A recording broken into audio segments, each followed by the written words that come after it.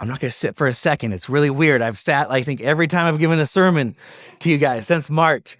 But I just want to give you an image for a moment. So between here, there's a doorway. And on this side, I'm in the living room. And on that side, you're in the dining room. And as I go towards the dining room and I hit the doorway, if I squeeze myself and I'm in the doorway, I'm not in the living room, I'm not in the dining room or the living room. The question becomes, where am I? What is this place? The threshold. Am I in one room or the other? Am I in both? This is one of the questions that people have considered when it comes to a doorway. And we're going to look at a threshold in this sermon series. We're going to look at this threshold idea. The space of a threshold is called liminal space. The word liminal, it comes from Latin for threshold. And when you stand in a doorway, you're in the state of liminality. You're neither there or there. You're somewhere in the middle. And to be in the space of liminality is to be in a space where you're not intended to stay. You're meant to go somewhere. And so you're in this liminal space that there's a threshold to something else. And all around us are liminal spaces. Airports and train stations. These are liminal spaces. You're meant to pass through them onto somewhere new. As we're just considering, doorways are liminal spaces. Doorways are meant to take you somewhere else, to a new destination. Our lives are also full of liminal times. These are periods or stages that we enter into, but we're not meant to stay in. Where the term liminal became popular was actually with anthropologists. When they looked at societies, they saw these rites of passages that a person goes through. And these were liminal spaces. These were threshold moments in a person's life. When someone in a society is in a threshold season of moving from one social status to another. Bjorn Thomason, he's an anthropologist and he's a social scientist, and he said, during liminality, the initiates live outside their normal environment and are brought to question their self, their existing social order, through a series of rituals that often involve acts of pain. The initiates come to feel nameless. There's a spatio-temporal dislocation. And they're socially unstructured for that time. Colleges are these spaces of liminality. You go into college, you're not what you want to be yet, but you know you're not the teenager growing up. You're out from under your parents' house usually, or their authority. My wife, she came from a Hispanic culture. And in the Hispanic culture, my wife went through this. It's a time of liminality called a quinceañera. It's a ceremony that socially recognizes the threshold when someone crosses from a girl into a woman. It's a ceremony. And the quinceañera, it's this period of liminality where she goes into it knowing she's no longer a girl. But it's not been completed yet, and she hasn't had the social status of a woman yet. She has socially no place for the moment in time of the quinceañera. I went through a dramatic liminal space in my life. It's common in many cultures. It's a transition from regular social member to a warrior. I swore into the Army in Portland, Oregon, and I flew to Georgia for training. I was no longer a regular citizen, but I hadn't earned my place yet as a warrior. The military would take me through a process This process is the process of training and proving myself to truly become a warrior.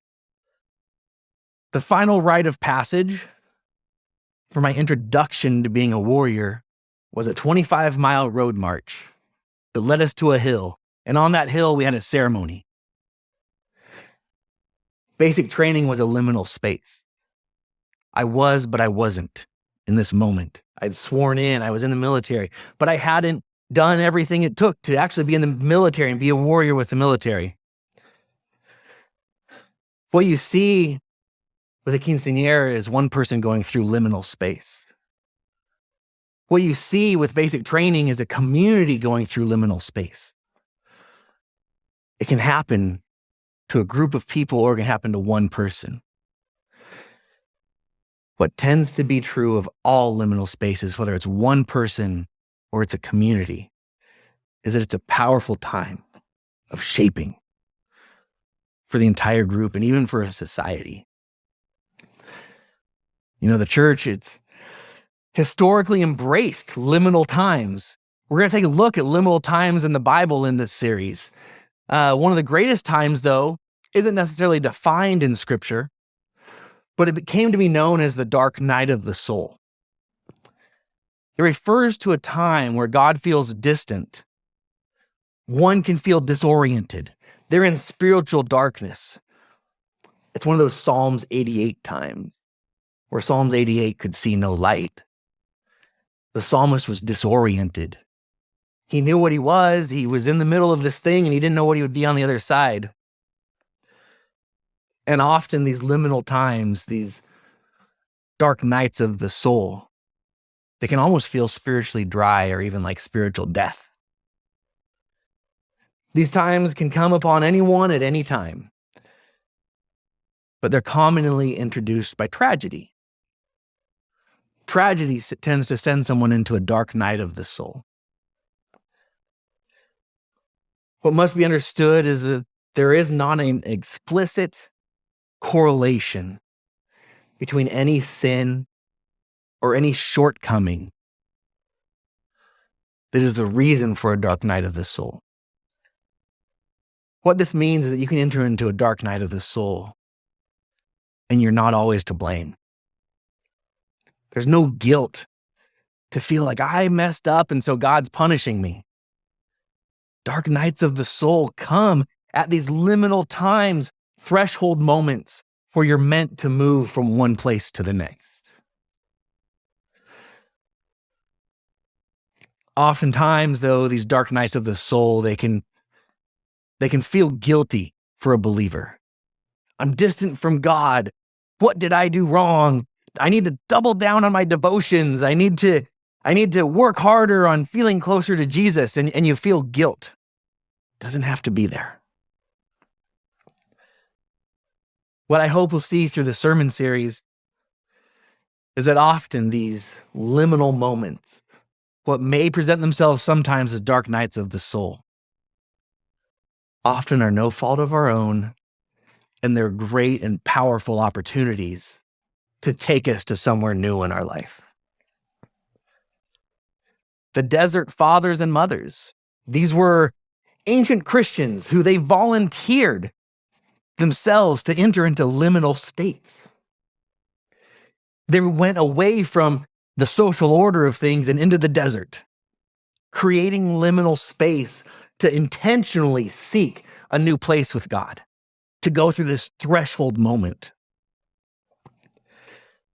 Like the desert mothers and fathers, like college students and travelers, and like me joining the army, what this means is that liminal space can be entered into voluntarily.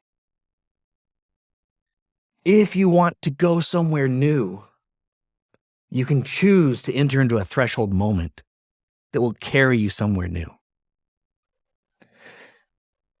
However, like those who enter into a dark night of the soul through tragedy, like my wife, where her culture expects a quinceañera, or like a criminal that's still in jail and has not been moved to prison yet, these liminal moments can also be involuntary.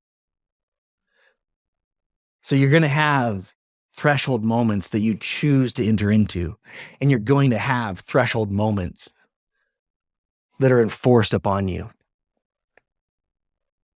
Think of the joys of air travel. You're exhausted, needing a shower. You're stuck in an airport with uncomfortable seats. You have flight delays. And my wife's favorite, you're around 1,000 coughing and sneezing people. The joys of the airport, this liminal space. What you see in that, and what is often true of liminal space, is that liminal space is not meant to be enjoyed. It's not always enjoyable, and part of it is it's simply not meant to be enjoyed for the pure fact you're not meant to stay there.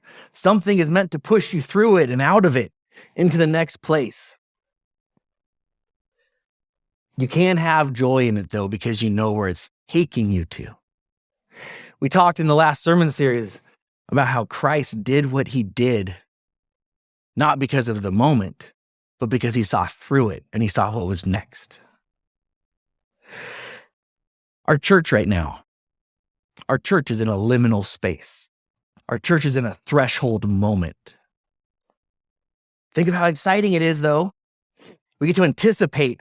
We get to make the space our own. But also think of how unenjoyable it would be to sit in this. I've had many people come up. I don't know who to make my checkout to. Is it Transforming Life? Are we Narrative Church yet? Or on the building it says Bridge Church? Sitting in that uncertainty. We don't have closure yet. We aren't fully through. We don't have our own sign on the church.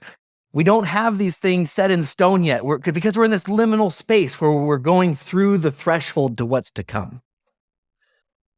And so because there can be uncertainty in these threshold moments, it's not always fun. I like to have certainty. And on that topic, on Friday, I got Narrative Church on our bank account. So you can write checks out to Narrative Church now. It's a sign of progress. It's a sign of we're moving to the place ahead and we're getting through this threshold moment. And it's because our church is in this liminal space that I think it's an excellent time to take it as a lesson, to take this time to investigate liminal spaces. What do we experience in them? What are the powerful things that come from liminal spaces?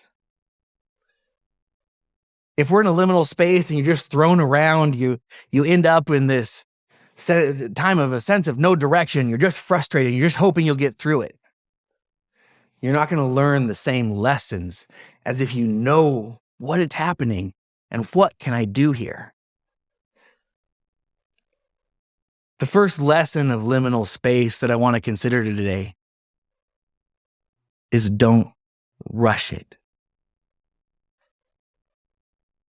It can feel disorienting. I don't know who I am anymore. Just reading a story of a woman whose child was hit by a car and died. She's in a liminal space. Am I still a mother? Am I not a mother? Can I still be a mother? What do I call myself? Socially, what is my status?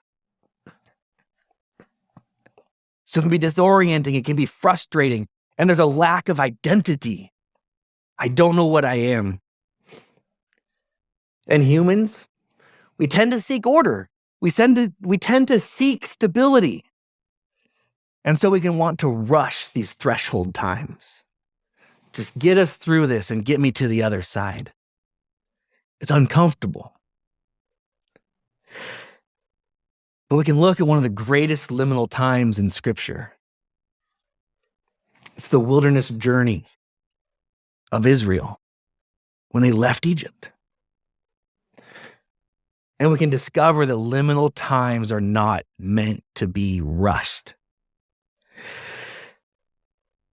The Hebrews discover this on their travels through the wilderness. In fact, Scripture tells us God did not take them directly to the promised land because they needed to remain in liminal time to learn the things that they needed to learn for where they were going. If it would have been rushed, they would have gotten to where they were meant to be, but they wouldn't have been who they were meant to be there. And what you find with Israel is that the wilderness liminality, this desert time, it's actually simply not a place to pass through. We can think of threshold, a door from the living room to the dining room.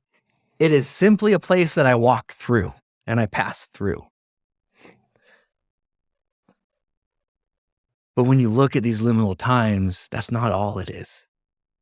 I like how one theologian put it. The liminal time for Israel was the workshop for their becoming. God is not rushing liminality because Israel is not ready for what's on the other side. This liminal space is workshop time. It's time for you to become. And it isn't just that God had to add to them. We can often think, this is how I've pictured it in the past. Israel had to go through to have courage added to them, to have abilities added to them, to have trust in God added to them. And so we can think of these liminal times as, okay, this is times when I'm supposed to get things. Liminal times, though, are also times to be stripped away. It's not just what you get in liminal times. It's also what you're meant to let go of and what's meant to be removed.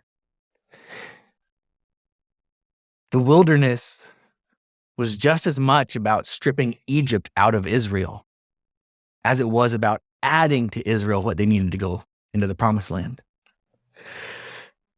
God could not use people who were exposed to multiple gods to be his singular people. He had to bring them to trust Yahweh himself and Yahweh alone. So he had to strip the thoughts of other gods, the appeal to other gods. He had to strip that away. God could not use slaves to build a kingdom. A slave mentality would never succeed as a strong nation. If you're used to cowering to power and position, you will never be an effective national leader. And so Egypt had to be stripped from Israel, just as much as Israel had to be added to go to the promised land. Returning to my time in the military, the average citizen cannot be a warrior in the army. My liminal time in training, it was about giving me abilities and identity. But it was also about removing previous abilities and identity. I could no longer exercise my previous ability to question things. I could no longer allow myself to be weak and fearful. I could no longer identify myself as an individual.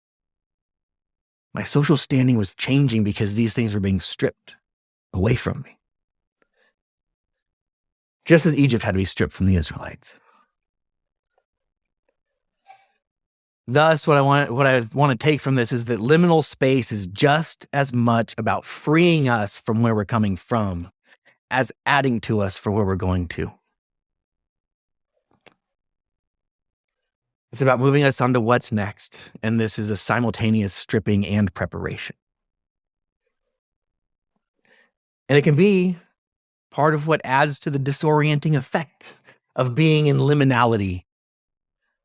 I don't know what I am anymore because that's been stripped of me, but I haven't arrived yet, so I don't know what I am over here. And so now I'm just in this middle and I don't know what I am.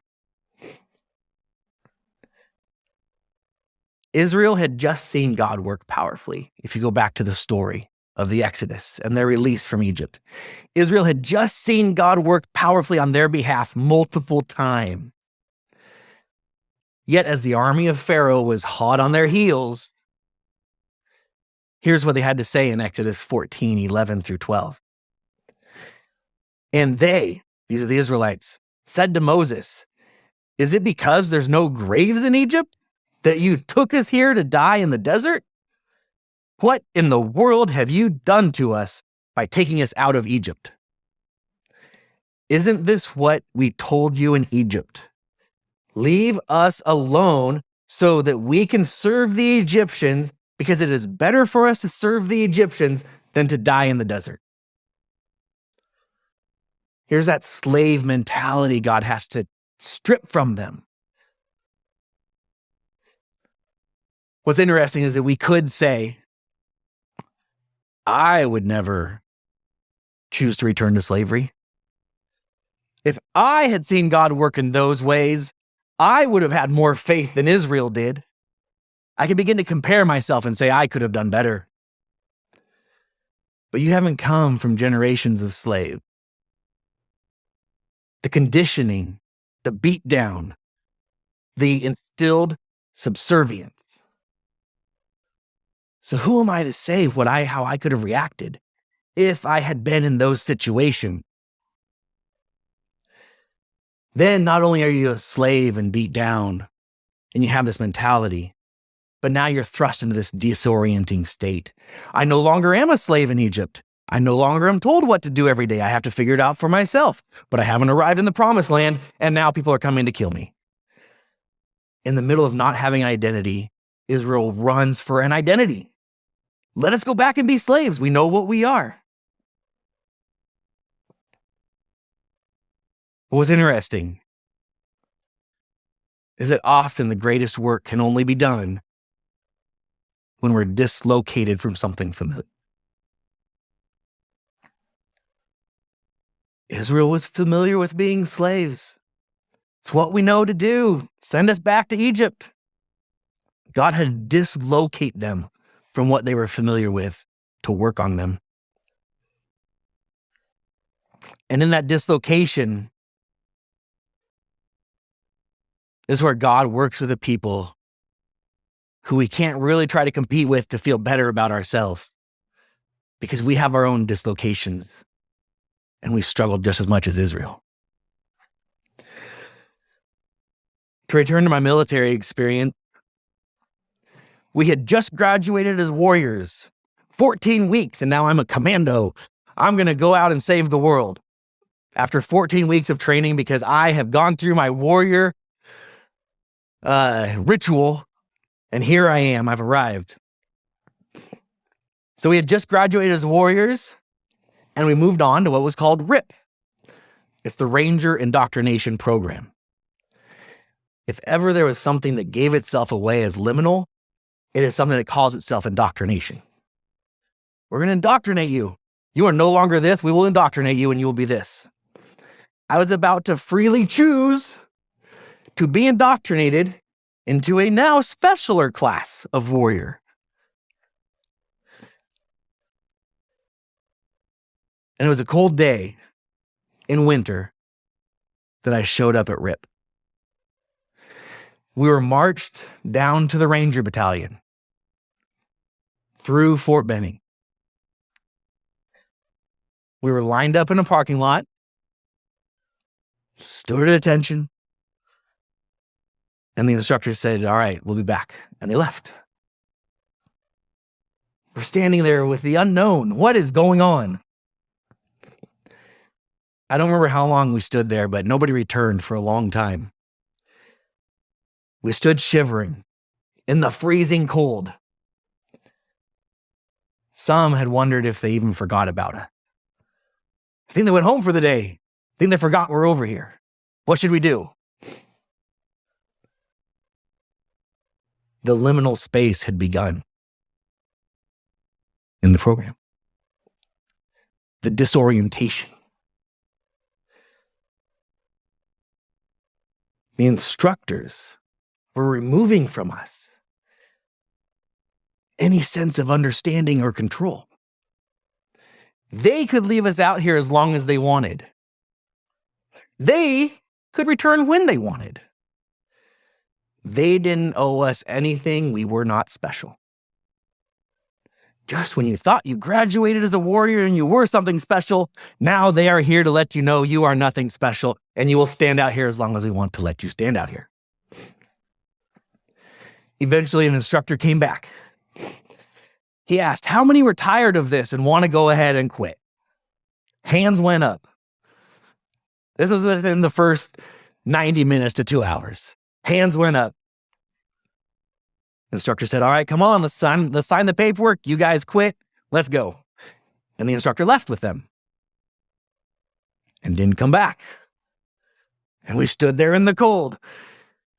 Again, did he forget about us? What happened? We were in this liminal space. We remained there for some time with people complaining. And again, the instructor comes back. How many more are sick of this and want to quit? I want to quit. When you sign that paper to quit, you are on a threshold of becoming a ranger, but you go back to your previous identity. You know what? I made it to warrior. I'll go back to just being a regular warrior. I don't need to become a ranger. You're on this threshold and you go back to what you know. Just like Israel said, I want to go back to being a slave. The soldiers went away to go sign their paperwork a second time, and the instructor left. I honestly don't remember how long this went on for, but the sun began to set. Temperatures dropped. There's snow on the ground. We did not have our cold weather gear on. And the Rangers had made sure we did not have our cold weather gear on. It's designed to make you miserable. Finally, the instructor came out again. And he asked, who wants to quit? Who's tired of this? More hands went up. Third wave of people just quitting for standing in the cold. What got them, though, is they didn't know how long this would go on for. They were in that liminality disorientation. So this third wave of soldiers went off to go quit. And the instructor came back a fourth time and he said, not enough people have quit yet. You can go in and be warm when five more people quit. You can go in and be warm. Faced with the possibility of standing out there all night, unless 5 quit, 5 went ahead and quit because they couldn't face it. The soldiers that quit, they found the liminal space to be too much, where they were once again removed. They'd just been removed from their status of being in control, and they'd gone through warrior training, and they had just regained identity. When they went through the ceremony, I'm a warrior now. And 2 weeks later, everything's being stripped again. And they couldn't go through it. And nothing was a given, even how long they would let us stand out there. Common sense for the Israelites would be God didn't do all this work to not save them. So God's going to do something to save you. Common sense for the soldier in the army is that the army did not just put 14 weeks into you to let us all sit out there and freeze and die. They're going to end this at some point. That's what common sense says. But in liminality, that's gone away from when you're in the middle of it. That certainty disappears. The ranger instructors, they didn't rush things through. They didn't have us stand out there for 30 minutes and just see who quit then. It was a slow process that took hours. Because the ranger instructors knew, as I want us to know, these liminal times are not meant to be rushed. They are meant to end, and ours ended, but they're not meant to be rushed. What I leave us with today in this is that we'll need to figure out what's ahead for this church. We'll need to figure out how are we going to do outreach? What programs are we going to have? what leaders are going to move up into various positions. What I encourage our church in now is just to consider, let's not rush it. Because I want us to take the time to be the people we're meant to be for when we go through the state of liminality and we get to where God wants us to be. Let's not rush the wilderness, even though at times we want to. I want to know who to fill my check out to. We want things like that. And we'll get some of those. But let's not rush everything. Let's let God do his work.